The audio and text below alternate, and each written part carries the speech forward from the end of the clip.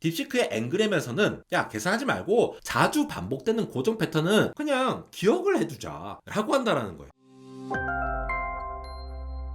네, 여러분 반갑습니다. 에러입니다. 딥시크가 새로운 기술을 논문을 통해서 깃허브에 다 공개를 해버렸는데요. 지금 이 논문의 파급력을 가늠할 수 있는 사람들이 몇이나 되는지 잘 모르겠지만 저는 사실 이전에 딥시크가 뭐 미국의 모든 AI를 무너뜨린다라고 했을 때의 딥시크보다도 훨씬 더 큰 임팩트를 남길 것 같습니다. 왜냐하면요, 좋은 쪽으로, 우리나라의 좋은 쪽으로 올라갈 것 같거든요. 바로 D램이 어마무시하게 더 많이 필요하다라는 결론이 나왔습니다. 흔히 이제 스케일링 로그라고 아시죠? 우리가 지금 데이터 센터를 지금 엔비디아가 저렇게 뭐 순행식이니 뭐 리퀴드 쿨링 액침 능가까지 해가면서 GPU를 엄청나게 많이 때려 박으면서 하려는 이유가 근본적으로 뭡니까? 엄청나게 많은 HBM과 엄청나게 많은 GPU가 AI 모델을 키우면 키울수록, 거대하게 만들면 만들수록 그 AI 모델을 잠깐 담고 있을 HBM, 그리고 그거를 트랜스포머로 연산할 수 있는 연산 컴퓨팅, 그런 것들을 계속 키워야 되기 때문이죠. 왜 키웁니까? 키우면 키울수록 성능이 좋기 때문이에요. 그거 바로 스케일링 로우라고 하는데, 최근에 제미나이 3 프로를 보여주면서 여전히 TPU를 열심히 갈고가지고 학습을 했더니 엄청나게 큰 모델에서 더욱더 계속 지속적으로 성능이 개선되더라 라는 얘기가 있었지만, 이게 언젠가 스케일링 로우가 끝날지도 모른다라는 불안이 있었죠. 그래서 사실 모델만 키우는 게 아니라 시간을 늘려서 테스트 타임 컴퓨트라고, 우리가 흔히 이제 리즈닝 모델이라고 부르는 추론 모델이라고 하는 거 있잖아요. 제가 늘 말씀드리죠. 추론이라는 번역 정말 잘못됐다. 제발 누군가 좀 들어주세요. 추론. 이미 인퍼런스란 말을 추론이라고 쓰고 있는데 리즈닝을 추론이라 쓰는 거 우리 너무 헷갈리지 않습니까? 대중들은.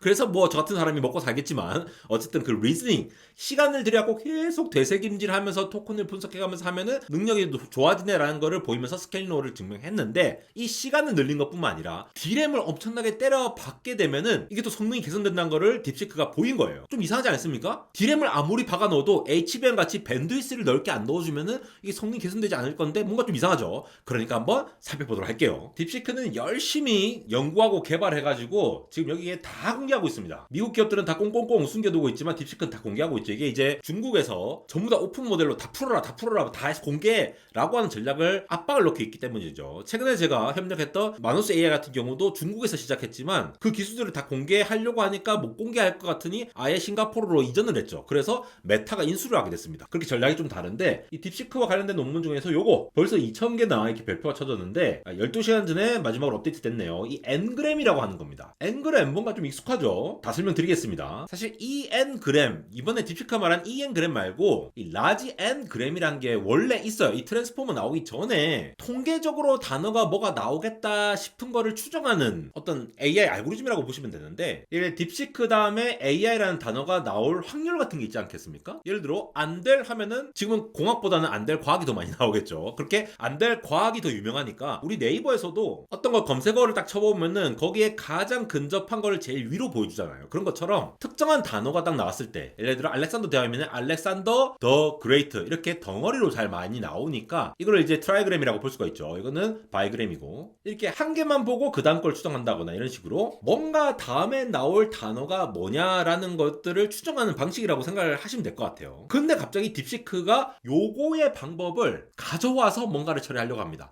옛날에 자연어 처리할 때 단어 이거 다음에는 요게 잘 나올 거야 라는 생각으로 추정했지만 이게 잘 안 됐잖아요. 근데 트랜스포머라는 게 나오면서 단어와 단어가 한 개 모든 것들을 인베딩해서 벡터 관계를 가지게끔 어텐션을 가지고 와서 단어를 잘 생성하게 됐는데, 이 트랜스포머 구조에다가 예전에 했던 이 엔그램이라고 하는 컨셉을 도입을 한 거예요. 근데 굉장히 스마트하게 도입을 합니다. 이거의 배경이 되는 기술이 바로 구글이 2024년도에 공개했던 논문에서 시작되는 거예요. 자, 가만히 생각해보면요, 자, 알렉산더 더 그레이트라는 단어를 생성하는 챗GPT나 제미나이를 생각해봅시다. 우리 딥시크나 이런 LLM들은 뭐라고 했어요? 처음에 우리가 프롬프트 입력을 하잖아요. 엄청나게 긴 책 한 권을 그냥 입력을 넣을 수도 있고, 아니면 그냥 단순히 내일 날씨를 찾아봐, 엔비디아 주가를 찾아줘, 이런 식으로 간단하게 물어볼 수도 있겠죠. 하여튼 그렇게 프롬프트가 들어가면은 그 다음에 LLM이 대답을 하잖아요. 그 대답을 할 때 어떻게 한다고 했습니까? 제가 트랜스포머 구조 자체가 한 단어 한 단어를 매번 생성하기 위해서 그 어마무시한 그 매트릭스 연산들 다 돌려야 돼요. HBM이랑 왔다 갔다 하고 저장돼 있던 KV 캐시 가져와가지고 또 어텐션 한 다음에 피드 포워드해서 MOE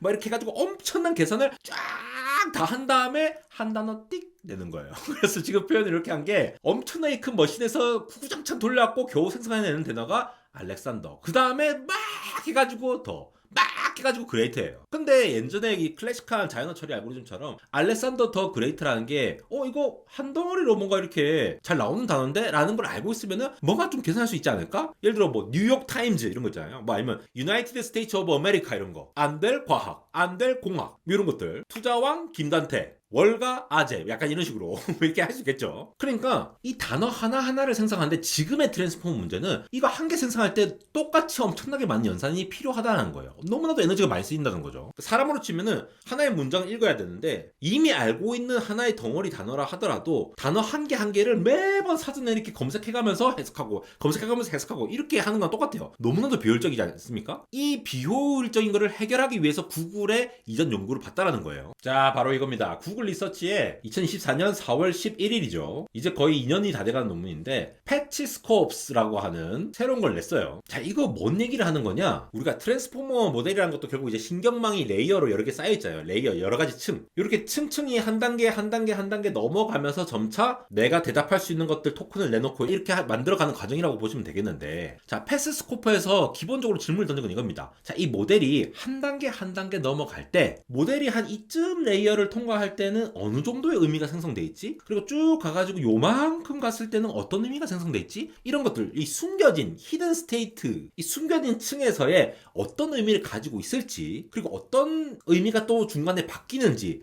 이런 것들을 구조적으로 알고 싶다라는 프레임워크입니다. 근데 여기에서 발견된 게 재밌는 것이 이 초반에는 토큰 단위의 의미가 초기 레이어에서는 뭔가 좀 변화가 별로 안 일어나요. 그러니까 초기 레이어에는 좀 정적인 패턴, 그러니까 이름이나 고유명사 같은 것들이 처리가 되는 형태에 유리하도록 되어 있어요. 무슨 말이냐? 이 단어의 위치라든가 이런 영향성 자체가 초반 레이어에서 처리가 될 때에는 별로 변화가 안 된다는 거죠. 근데 이게 후반층으로 가면 갈수록 뭔가 주변에 있는 단어들과 이런 것들에 대해서 복잡한 추론이나 문맥을 이해를 할 수 있는 데까지 퍼져나간다는 겁니다. 그러니까 이 연구가 지금 딥시크가 내놓은 앵그램을 살펴보면은 이 이론적 바탕이 되는 게 트랜스포머의 초반에는 어떤 되게 고정적인 고유명사라든가 이런 것들을 처리를 한다라고 볼 수가 있고 점점 끝으로 갈수록 복잡한 추론의 영역으로 간다라는 거죠. 이런 관점에서 보면은 트랜스포머 안에서 이렇게 고정된 것들을 처리하는 영역으로 볼 수가 있는 것들이 있고 뭔가 추론하면서 여러 가지 영향성을 통해서 봐야 될 부분들이 있네 라고 인사이트를 얻을 수 있겠죠. 요거를 딥시크가 활용을 한 겁니다. 예전에는 한 단어 낼 때마다 계속 다음 단어가 뭐가 나올지 뻔히 알면서도 알렉산더 더 그레이트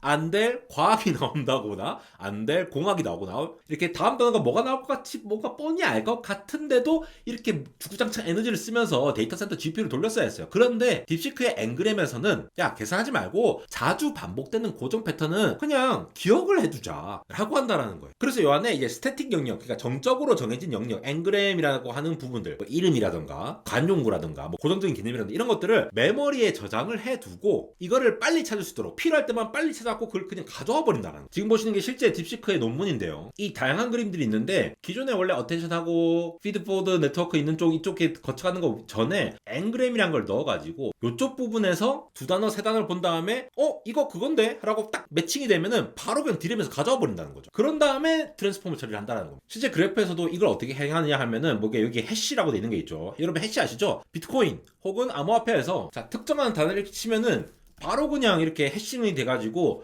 여기에 딱 대응되는 임의의 암호문처럼 이렇게 만들어지는 거. 뭘 써도 상관없어요. 뭐 이렇게 안 될 공학 학인데 기억만 하나 지워도 완전히 다 바꿔줘 버리죠. 그러니까 마치 도서관에서 우리 그 청구기구 같은 거 보면서 책을 딱 찾는 것처럼 이게 인덱싱할 때 이게 해시 함수 같은 것들이 많이 쓰이거든요. 그래서 알렉산더 더 그레이트라는 입력이 들어오면은 요걸 해싱해가지고 복잡한 검색 없이 바로 주소로 얘는 이거네 하면서 주소로 딱 변환이 되는 거죠. 해시를 통해 갖고 데이터 아무리 많이 써도 안 될 과학도 쓰고 안 될 공학도 쓰고 김단태도 쓰고 뭐 여기 다 쓰면은 이호석 아카데미 다 써버리면은 여기 쓴 것들이 여기 바로 이렇게 나와가지고 주소가 딱 대응되니까 거기에 나와 있는 디램을 싹 쓰면서 바로 처리할 수 있으니까 빨리빨리도 처리할 수 있다는 거예요. 그래서 특정 토큰들이 있으면은 지금 뭐 바이그램, 트라이그램 이렇게 나와 있는 해시 펑션을 통해서 구한 다음에 그 어드레스 코드를 구하면은 디램에서 바로 가져온다. 그러면은 굳이 막 GPU 갈고 가지고 한 단어 띡 생성할 필요 없이 디램에서 잘 가져올 수 있도록 할 수 있다 라는 게 이번에 핵심이고요. 그래서 앵그램 모듈에서 있던 것들을 값들을 찾아가지고 기존에 있는 트랜스포머 합쳐서 게이팅해서 최종적으로 아웃풋을 내니까 기존 거와도 잘 이렇게 합쳐지면서 한다는 형태인 거예요. 자, 이거를 우리가 AI 모델만 보시면은 갑갑하니까 반도체 기준으로 보면은, 자, 엔비디아 GPU 같은 것들이 여기 있겠죠. TPU 같은 것들이 있겠죠. 여기 HBM도 여기 박혀있죠. 여기 막 HBM 같이 비싼 메모리들 한 방에 밴드위스를 쫙쫙쫙 내보내주면서 LLM AI 모델이라든가 KV 캐시 같은 것들을 빨리빨리 처리하면서 해야 될 애들은 여기서 열심히 트랜스포머 기반으로 주구장창 계산을 하는 거죠. 그런데 PCI 익스프레스 통해 가지고 DRAM 통해서 왔다 갔다 하는 요 라인들은 GPU가 열심히 계산하는 동안 미리미리 다음 데이터를 가져오는 거죠. 어떻게? DRAM에 아까 얘기했던 그런 데이터들을 쫙 넣어놓으면 되거든요. 근데 더 재밌는 거는 이 논문에 나온 내용이에요. 자, 일단은 첫 번째 거는 뭐냐, 컴퓨팅 양을 많이 했을 때나 적게 했을 때나 그냥 MOE를 썼을 때보다 이 엔그램의 비중을 높였을 때의 어떤 특정 최적화 지점, 한 이 정도 부분이 되겠죠. 요 부분에서 MOE보다도 훨씬 더 로스가 적은, 훨씬 더 성능이 좋다는 얘기죠. 그런 결과도 내보였는데, 오른쪽에 있는 부분들이 제 생각에는 우리나라가 기뻐해야 할 그래프가 아닌가 싶은데, 요거는 D램을 엄청나게 많이 때려 넣으면은 계속해서 더 좋아진다라는 그래프예요. 자, 엔그램 보세요. 계속 올라가니까 올라가면 올라갈수록 계속 스케일링 올라가면서 로스가 떨어지는 거 보이십니까? 그러니까 메모리 슬롯을 늘리면 늘릴수록 로스가 더 줄어드니까, 자, 메모리만 더 꽂기만 하면은 더 똑똑해진다는 게 증명이 됐다라고 볼 수가 있겠죠. 요 케이스에서 실제 딥시크가 엄격한 이 기준에 따라서 이 크기에 따라서 예를 들어 27빌리언 270억 개짜리의 파라미터를 비교해봤는데, 토탈 파라미터 수라든가 이렇게 돼 있지만 이런 것들이 전반적으로 다 점수가 높게 나오는 거를 증명을 해 보였고요. 이게 아마 지금 다음 달에 나올 딥시크 V4에 이게 탑재될 거라고 지금 예상을 하고 있는데, 점수들이 대체로 다 높아. 이거 다 높아버려. 이 기술 쓰면은 D램 늘려서 하면은 된다는 거예요. 그러니까 단순히 외우기만 하면 되는 것들은 D램에 잘 넣어가지고 하고, 머리 쓸 애들은 GPU 써서 머리 쓰고, 사람이랑 비슷하죠. 사람들이 이제 시험 치는 거랑 비슷하죠. 암기 과목처럼 막 외우고 막 머리를 써가지고 논리적으로 파악하고 이런 것들은 또 따로 하고 막 약간 이런 느낌인데, 지금 안 그래도 D램 모자라 죽겠는데, 그래도 HBM처럼 비싼 거 아니더라도 D램만 늘려갖고 이 구조를 채택해서 잘 하면은 이게 늘어난다. 이거 기술 다 공개돼 있는데 빅테크들이 과연 안 쓸까요? 이거 응용해서 심지어 구글에서 먼저 연구한 결과를 토대로 해서 아이디어 내서 한 건데, 이거 다 쓰지 않겠습니까? D램을 늘려서라도 하니까 엔비디아 GPU에서도 그레이스 CPU에 해당하는 LPDDR 같은 거 있잖아요. 그런 것들을 확장해서 넣거나, 혹은 제가 지난번에 CXL 같은 것들은 제2의 HBM은 아니다 라고 제가 한번 설명드렸죠. 그 이유가 뭡니까? 용량을 늘려봤자 성능이 개선이 안 되는데 어떡할 거야 라는 거였는데, 드디어 약간 이 레짐이 바뀔 수 있다는 거예요. HBM 말고 D램을 이렇게 별도로 오프로딩 해가지고 가져오는 것으로도 개선할 수 있다는 게 딥시크가 보였으니까, 이게 사실이라고 하면은 전 세계에 있는 모든 AI 모델 만드는 기업들이 이걸 다 테스트를 할 겁니다. D램 더 박아 넣을 거예요. 그러면은 자연스럽게 엔비디아와 TPU 그 외에 여러 가지 ASIC 칩들이 전부 다 HBM 뿐만이 아니라 D램을 더 많이 넣으려고 우리나라에 있는 기업들한테 더 D램 많이 사가려고 하겠죠. 지금 안 그래도 쇼티지라서 가격이 엄청나게 올라가고 있는데, 실제로 대충 얼마나 필요한가 보면은 엔그램 27빌리언부터 500빌리언까지 이렇게 딱 보면은, 야, 이거 어마무시하지 않습니까? 27빌리언만 하더라도 11기가가 필요해요. 그리고 한 100빌리언이라고 하면 200기가까지 필요합니다. 지금 요즘 D램이 너무 많이 비싸잖아요. 이거 하나하나가 너무 다 비싸기 때문에 이렇게 다 사다 보면은 결국은 HBM만큼 가격이 되는 거 아니야? 라고 볼 수도 있지만, D램만 사기만 하면은 성능이 올라가는 구조가 된다라고 하면 이걸 안 살 이유가 없죠. 그리고 이게 용량이 커지기 때문에 뭔가 용량이 많은 것들로 커버가 되면은, 이거 D램 말고 낸드 플래시 같은 SSD 같은 거를 더 확장해서 넣게 되면은, 물론 걔네들은 D램보다 훨씬 더 속도가 느려요. 그래서 SSD도 좀 빠르게 만드는 그런 특화된 SSD가 필요하다면은 용량을 충분히 늘리면서 성능을 개선시킬 수 있는 방법들이 있을 수 있겠다. 혹은 기존에 D램이 하고 있던 것들 있잖아요. LPDDR 하고 있던 것들을 SSD가 대체해준다거나 이러면서, 우리나라에 지금 D램 1, 2등, 낸드 1, 2등 전부 다 있잖아요. SK하이닉스, 삼성전자 둘 다 엄청나게 더 많이 팔릴 상황이 됐다라는 거예요. 지금 수천만 원짜리 GPU에 비하면은 이 D램만 꽂고 확장된다는 것 자체가 일단 기본적으로 경제적이기도 하죠. 그래서 열심히 갈궈갖고 계산을 했어야 되는데, 이제는 그냥 서랍에, D램 같은 서랍에 넣어가지고 필요할 때 딱딱딱 가져오면 된다. 요게 핵심이 될 거고, 이것도 결국은 D램을 미리 저장해 놓는 이제 그 테이블이 있어요. 데이터베이스라고 보시면 되는데, 그 데이터베이스 안에 어떤 것들을 얼마나 많이 저장해 놓을 거냐, 그거를 많이 저장해 놓으면 놓을수록 아무래도 성능이 좋아질 거지 않습니까? 그러한 접근으로서 크기를 키워서 저장하는 것들을 할 수 있다는 게 큰 거죠. 파라미터만 늘리면은 컴퓨팅량이 늘어나는 건데, 이제 테이블 용량, 암기 과목 기억해 놓을 데이터들을 오픈북으로 막 저장해 놓으면은 언제든지 가져와서 쓰면서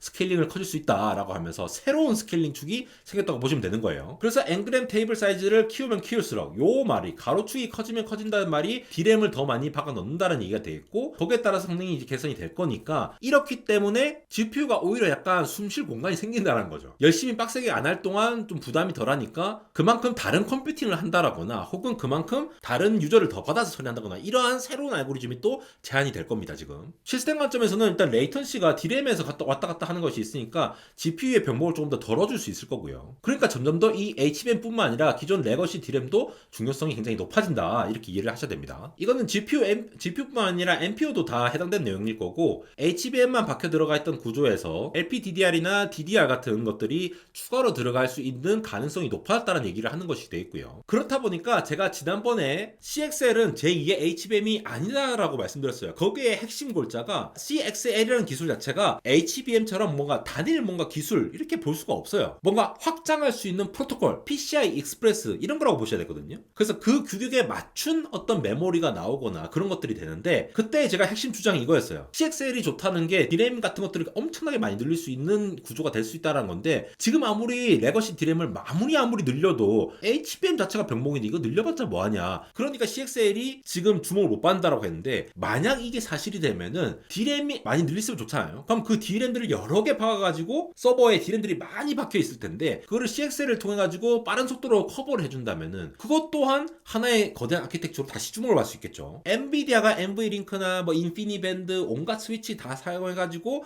독자적인 규격으로 막 나아가서 CXL이 좀 약간 유명무실해졌는데, 이렇게 딥시크가 CXL까지도 살릴 수 있지 않을까? 라는 생각까지 드는 게 되는 거죠. 왜냐하면은 밴드위스가 문제가 아니라 용량만 늘려도, 그리고 해시 함수를 통해서 레이턴시를 줄여서 접근했기 때문에 바로 가져올 수 있는 현재 트랜스포머에 바로 결합할 수 있는 아키텍처가 될 수 있다는 거죠. 그래서 사실 참 중국이 무섭습니다. 이게 중국의 AI 엔지니어가 사실 우리나라랑 비교하면 엄청나게 많죠. 또 이제 댓글에서 중국 많이 싫어하시는 분들은 중국 욕도 많이 하시고 중국 건 어차피 못 믿는다 이렇게 말씀하시는 분들도 많은데, 저 개인적으로는 욕을 하면은 기분이 좋아지실지 모르겠지만 욕을 한다고 해서 중국 기술이 나빠지는 게 아니거든요. AI에 있어서는 미국보다 더 앞섰다라는 평가도 지금 받고 있는 게 중국인 거고, 심지어 최근에 뭐 네이버 같은 경우에는 알리바바 모델을 뭐 일부 사용했다 해가지고 약간 논란이 되기도 했죠. 왜냐면은 국가 KAI, 그 소버린 AI를 누구보다도 강조하는 네이버였는데 약간 또 이제 뭐 거인의 어깨를 빌려서 했다 이렇게 얘기를 하니까 많이 비판을 하시는 분들도 많지만, 사실 제 개인적으로는 어쩔 수 없는 부분도 있다라고 생각합니다. 물론 뭐 완전한 소버린 AI를 주장했던 네이버라서 그런 것들을 욕이 들러먹는 거겠지만도, 더 나아가서 차용할 수 있는 그런 기술들은 우리가 또 차용을 해서 해야 되고, 중국만 욕할 게 아니라 그런 기술들을 우리가 빠르게 흡수하면서 또 우리가 잘하는 메모리 같은 것들을 또 많이 투자하면서 국가 이렇게 GDP를 올릴 수 있는 그런 것들이 돼야 되겠죠. 그래서 이번 논문은 사실 지난번 딥시크도 너무나도 충격적이었지만, 이런 결과들을 그냥 이제 턱하니 다 공개를 해버리고 실제도 개선이 된다라고 공개되어 보니까